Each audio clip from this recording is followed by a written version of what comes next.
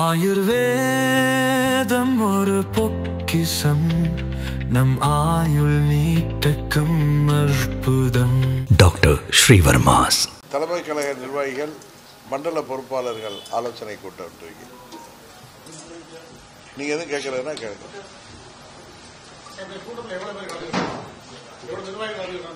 தலைமை கழக நிர்வாகிகள் எல்லாரும் வந்திருப்பாங்க. மண்டல பொறுப்பாளர்கள் எல்லாம் 15 பேர். தலைமை கழக நிர்வாகிகள் என்ன சேர்த்து அவர் தலைவர் வர முடியல, துணைத் தலைவர்லாம் வந்திருக்காங்க. மற்ற நிர்வாகிகள் மண்டல பொறுப்பாளர்கள் எல்லாம் 15 பேர்.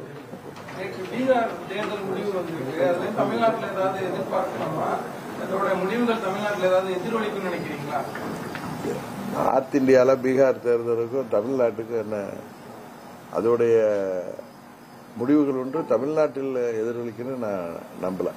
முதலமைச்சர் அந்த தேர்தலை வச்சு தேர்தல் ஆணையம் மீது ஒரு நம்பகத்தன்மை போயிருச்சு அப்படின்னு சொல்லி பாஜக வெற்றி பெற்றது. தேர்தல் ஆணையம் எப்படி இருந்தாலும் தமிழ்நாட்டில் நடப்பது திமுக ஆட்சி தான். அதனால இந்த SIR தமிழ்நாட்டை சேர்ந்த அலுவலர்கள் தான் அதை செயல்படுத்துகிறார்கள். எல்லா கட்சிகளும் ஒன்றிணைந்து அதை விஜிலண்டா சரியான முறையில் செய்யறப்ப தேர்தல் ஆணையமோ இல்ல வேற யாரோ என்ன செய்ய முடியுங்கிறது தான் என்னுடைய கருத்து.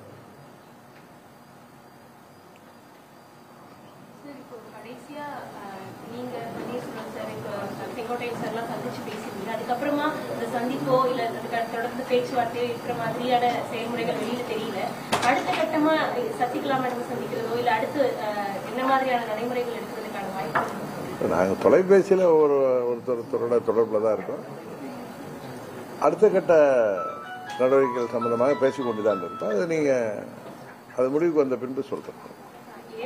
தேர்தல் கேட்கிற மாதிரி பேசிட்டு இருக்காங்க. பாஜக ஒரு பலம் சேர்க்கணும் அப்படின்னு சொல்லி அவங்க எதிர்பார்த்துட்டு இருக்காங்க. திமுக இப்ப பலமாயிட்டு இருக்கு அப்படின்ற ஒரு பேச்சும் இருக்கு. இப்படி இருக்கக்கூடிய நிலையில உங்களை சேர்த்துக்கிறதுக்கு உங்களுடைய தனி சின்னத்துல போட்டிட்டா சேர்த்துக்கிறதுக்கு வாய்ப்பு இருக்குன்னு சொல்றாங்க அப்படின்ற பேச்சும் அடிப்படை. யாரு சேர்த்துக்கிறது? அதாவது எடப்பாடி பழனிசாமி அவர்கள் அதிமுக சின்னத்துல இவங்களை சேர்த்துக்க முடியாது, தனி சின்னத்துல போட்டிடுறதுனா இதெல்லாம் அப்படின்ற உங்க கேள்வியே தவறுமா. பழனிசாமியே முதலமைச்சரா ஏற்றுக்கொள்ள முடியாது அப்படிங்கிற காரணத்துக்காகத்தான் நாங்க அம்மா மக்கள் முன்னேற்ற கழகம் இந்த கட்சி ஆரம்பித்ததே பழனிசாமியின் துரோகத்துக்கு எதிராகத்தான். அதனால அவர் தலைமை ஏற்றுக்கொண்டு நாங்கள் செல்வதுங்கிற கேள்வியே கிடையாது. இங்க தேவையில்லாம அவர் சேர்த்துக்கணுங்கிறத தாண்டி நாங்க சேரவே விரும்பல. அதனால அது அந்த கேள்வியே தேவையில்லைன்னு நினைக்கிறேன். தேர்தல் இருக்குது, உங்களோட முடிவு எப்படி சார் இருக்க போகுது? கால போற போக்குல சொல்லதா சொல்லிருக்கீங்க. வெயிட் பண்ணுங்க, இன்னும் காலம் இருக்கு. உறுதியாக நாங்கள் எங்களோடு சில கூட்டணி கட்சிகளை சேர்ந்தவர்கள் பேசிக் கொண்டிருக்கிறார்கள். அது முடிச்சிடறேன். எல்லாம் எனக்கு தெரிஞ்சு டிசம்பர்லயோ ஜனவரியிலயோ ஒரு முடிவுக்கு வந்து விடுவோம். சில பேர் நான் ஊடகங்களில் பார்க்கிறப்ப டிபேட்ல டிடிவி தினகரன் தான் தாவேகா கூட்டணிக்காக முயற்சி செய்து கொண்டிருக்கிறார் அப்படின்னா அவங்களுடைய மன ஆசைக்கு பேசுகிறேன். அது உண்மை இல்லை. நான் பல முறை சொல்லியிருக்கேன், நாங்கள் எந்த முடிவும் எடுக்கவில்லை. கூட்டணிக்காக அவர்கள் கூட்டணிக்கு வர வேண்டும் என்று சில கட்சிகள் எங்களோடு பேசிக் கொண்டிருப்பது உண்மை. ஆனால் எந்த கட்சி எது என்பதை நான் இப்போது சொல்வது நாகரிகமாக இருக்காது. ஆனால் கூட்டணி ஒரு முடிவுக்கு வந்த பிறகு சொல்வதுதான் நன்றாக இருக்கும் என்று நினைக்கிறேன். அதுபோல நான் எந்த கட்சியும் நான் போய் தேடி பேசவில்லை. பேச வேண்டிய அவசியமும் அம்மா மக்கள் முன்னேற்ற கழகத்திற்கு இல்லை என்பதை அது போன்ற ஆசையில் பேசுபவர்களுக்கு நான் சொல்லிக்கொள்ள விரும்புகிறேன். காரணம், அம்மா மக்கள் முன்னேற்ற கழகத்தை தவிர்த்துவிட்டு எந்த ஒரு கூட்டணியும் ஆட்சிக்கு வர முடியாது என்கிற நிலைதான் இன்றைக்கு தமிழ்நாட்டில் இருக்கு. தமிழக வெற்றி கழகம் திமுக பாஜக ரெண்டு கட்சியை தவிர யார் வேணாலும் வந்து சேரலாம் அது அவங்க சொல்லியிருக்காங்க. நான் பார்த்தேன் தொலைக்காட்சியில். பட் என்னோட யார் பேசிக் கொண்டிருக்கிறார்கள், எந்த கட்சி பேசிக் கொண்டிருக்கிறது என்பதை இந்த நேரத்தில் சொல்வது நாகரிகமாக இருக்காது. ஏன்னா தேர்தல் கூட்டணி முடிவுக்கு வந்த பிறகு சொன்னால்தான் அது சரியாக இருக்கும். இல்ல இல்ல, நான் எந்த முடிவுமே அம்மா மக்கள் முன்னேற்ற கழகம் இன்னும் எடுக்கல. எங்க தலைமை கழக நிர்வாகிகளோட, மாவட்ட செயலாளர்கள், மற்ற நிர்வாகிகளோட கலந்து பேசிதான் எந்த முடிவும் எடுக்கணும். இது இன்னும் அந்த முடிவுகளுக்கெல்லாம் நாங்க வருகிற அந்த ஸ்டேஜ் இன்னும் வரல. ஏற்கனவே மக்கள் நல கூட்டணி அமைஞ்சது மாதிரி மூன்றாம் அணிக்கான இந்த பலமான அணிக்கான வாய்ப்பு இருக்குதா? அது 2016 தேர்தல் வேற, இது 26 தேர்தல் என்பது வேறு.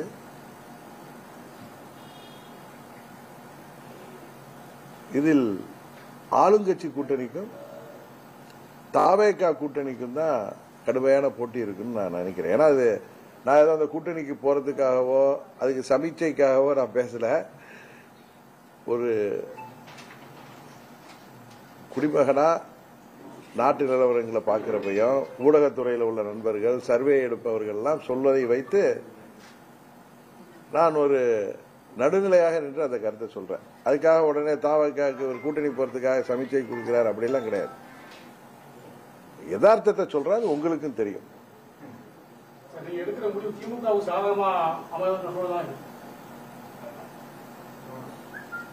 எங்களை பொறுத்தவரை துரோகத்தை வீழ்த்த வேண்டும்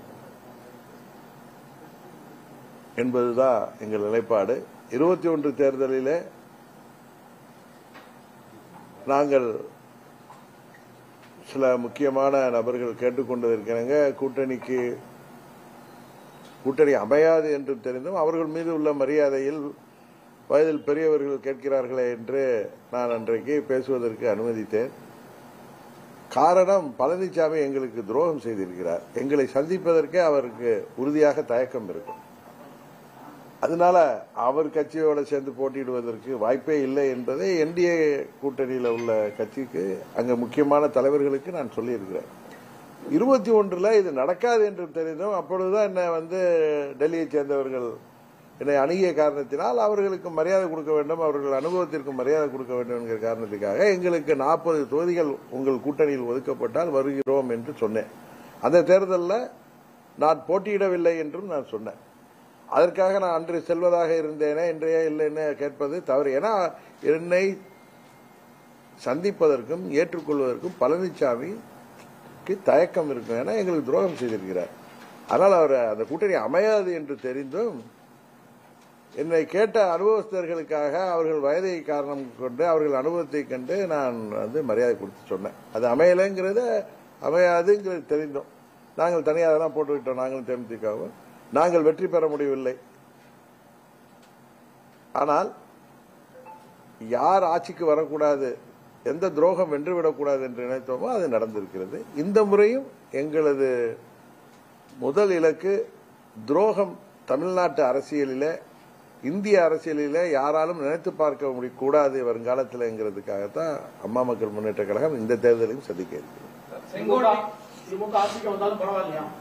இல்ல, யார் ஆட்சிக்கு வந்தாலும் பரவாயில்லைங்கிற நான் இன்னொரு வார்த்தை சொல்றேன், நீங்க அதை கவனிக்கல. நாங்கள் இடம்பெறுகிற கூட்டணி அம்மா மக்கள் முன்னேற்ற கழகத்தை தவிர்த்து விட்டு எந்த கூட்டணியும் ஆட்சி அமைக்க முடியாது என்பதையும் நான் சொல்றேன். நீங்க அதை விட்டுட்டு நீங்க பர்டிகுலரா திமுக கூட்டணி ஆட்சிக்கு வந்தால் பரவாயில்ல நீங்க கேட்கறது, மக்கள் என்ன முடிவு செய்கிறார்களோ அதுதான். அதே நேரத்தில் அமமுக இடம்பெறுகிற கூட்டணி தான் இந்த தேர்தலில் வெற்றி கூட்டணியாக அமையும் என்பது எங்களது கருத்து. நீங்க தாவேக்காக்கும் ஆளுங்கட்சியும் தான் போட்டி நிலவுது அப்படின்னு சொன்னீங்க. ஆனா உதயநிதி ஸ்டாலின் என்ன சொல்றாருன்னா புதிய கட்சி தொடங்குறதுக்கு வரலாறு கிடையாது, திமுக தான் ஆட்சி அமைக்கும் அப்படின்ற மாதிரி பேசுறாரு. எல்லா கட்சிக்குமே இப்ப 49 திமுகவுக்கு என்ன பெரிய வரலாறு இருந்திருக்காரு? இந்த கட்சிக்குமே இருந்திருக்காரு. அண்ணா அவர்கள் 49 ஆரம்பிச்சதுனால இன்னைக்கு வசதியாக 2025 பேசுறாரு. அதுபோல அவர்கள் பேசுவது எனக்கு என்னமோ அவர்களுக்கு ஏதோ ஒரு உறுத்தல் இருப்பதை போல தெரிகிறது.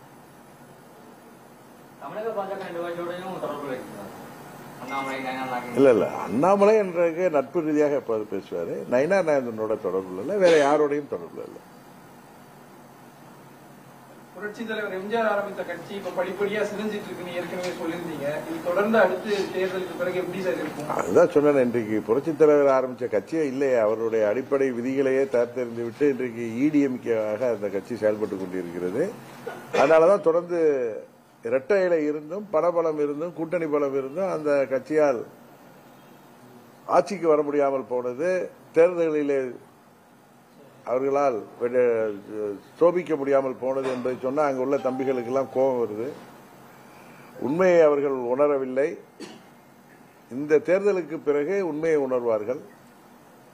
மீண்டும் புரட்சித் தலைவர் ஆரம்பித்த அதே சட்டத்திட்டங்களோடு புரட்சித் தலைவர் ஆரம்பித்த அந்த இயக்கம் மறுமலர்ச்சி பெறுவதற்கு வாய்ப்பு இருப்பதாக நினைக்கிறேன். கட்சிக்காக உழைச்சிருந்தா மக்களே பாராட்டுவாங்க. இவங்க எல்லாம் இயக்கத்திற்கு துரோகம் செஞ்சவங்க, இவங்களுக்கு எல்லாம் இந்த நிலை தான் அப்படின்னு எடப்பாடி பழனிசாமி சொன்னார். பழனிசாமி மற்றவர்களுக்கு துரோகம் செய்தவர், அது எல்லோருக்கும் தெரியும். இது ஒன்னும் நான் சொல்லிதான் தெரியும் அவசியம் இல்லை. ஒரு 3 வயது குழந்தையும் கேட்டாலும் துரோகம் என்றால் என்ன என்பதை சொல்வார்கள். அதான் சொல்றேன், நம்ம ஊர்ல ஒரு பழமொழி உண்டு, ஒருத்தர் திருடிட்டு ஓடுவான், அவனை எல்லாம் துரத்திட்டு போவாங்க. சாலையில 2 பக்கம் நிக்கிறவங்க எங்க அந்த திருடன் தன்னை பிடித்து விடக்கூடாது என்பதற்காக திருடன் முன்னாடி ஓடுவதாக கை காட்டி கொண்டு ஓடுவது போல சிலர் பேசி வருகிறார்கள். அதுதான் உண்மையை தவிர துரோகம் யார் செய்தார் என்பது தெரியும். பழனிசாமி அவர்கள் மற்றவர்களை கட்சியை விட்டு நீக்கிவிட்டு எங்களை நான் பலமுறை சொல்லியிருக்கேன், ஏப்ரல் 7ஆம் தேதி 14ஆம் தேதி வரை 17ஆம் ஆண்டுல எங்க கூட இருந்துட்டு 21ஆம் தேதியே என்னமோ என்னை கட்சியை விட்டு நீக்கினார்கள், ஏற்கனவே சொல்லியிருக்கேன். அதனால இவரால் நீக்கப்பட்ட பிறகு நாங்களாம் வீட்டில் போய் படுத்துட்டு இருப்பாங்களா? துரோகத்தை எதிர்த்து நாங்கள் இயக்கம் காணத்தான் செய்வோம். எங்க கூட தொண்டர்களும் நிர்வாகிகளும் இருக்கத்தான் செய்வார்கள். அதனால துரோகம் என்பதை பயன்படுத்துவதற்கு கூட அவருக்கு தகுதி இருப்பதாக நான் நினைக்கவில்லை. செயல்முறை முறையா நடக்கணும் அப்படிங்கறதை எதிர்த்து தாவேகா நாளைக்கு ஆர்ப்பாட்டம் பண்றதா சொல்லியிருக்காங்க. அதிமுக கூட திமுக நிர்வாகிகள் பலர் அதை அடாவடி போக்கா செயல்படுறாங்க, மாவட்ட தேர்தல் அதிகாரிகளை கைக்குள்ள போட்டு செயல்படுறாங்க மாதிரி பேட்டி கொடுத்திருந்தாங்க. அவங்களும் ஆர்ப்பாட்டம் பண்றதா சொல்லியிருக்காங்க. இந்த செயல்முறை முறையா நடக்கிறது இல்லதானா?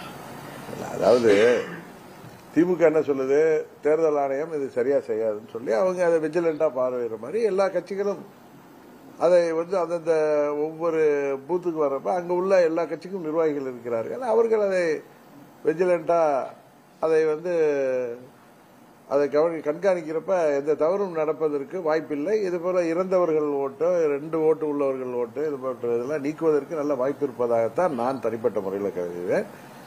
அந்த தேர்தல் ஆணையம் கொடுத்திருக்கிற படிவத்தை பூர்த்தி செய்வதில் தான் ஏழை எளிய மக்களுக்கு, கிராமப்புற மக்களுக்கு பிரச்சனை இருக்கும். அதை மற்ற கட்சிகள் உதவி செய்யணும். இல்ல நீதிமன்றத்துக்கு சென்றிருக்காங்க திமுக, என்ன நீதிமன்ற தீர்ப்பு வருகிறது என்பதை பொறுத்திருந்து பார்ப்போம். பாஜகவோட கூட்டணி வச்சதுனால டெல்லி பிக் பாஸ் சொல்றதுக்கெல்லாம் எடப்பாடி பழனிசாமி அடிமையாகிட்டாரு, தமிழர்களோட உரிமைகளை விட்டுக் கொடுக்க தயாராகிட்டாரு அப்படின்னு சொல்லி ஸ்டாலின் சொல்லியிருக்காரு. அந்த கருத்தை நீங்க எப்படி சார் பாக்குறீங்க? 99ல் திரு ஸ்டாலின் அவருடைய தந்தையாரும் கூட்டணியில் இருந்து 5 ஆண்டுகள் அமைச்சரவையில இடம்பெற்றிருந்தார்கள். அப்ப டெல்லி பாஸ் பிக் பாஸ் சொன்னதுதான் அவங்க அப்பா கேட்டுட்டு இருந்தாரா என்னமோன்னு எனக்கு தெரியல. அதனால அப்படி சொல்லலாம், அந்த தன் அனுபவத்தில் கூட அவர் அப்படி சொல்லலாம்.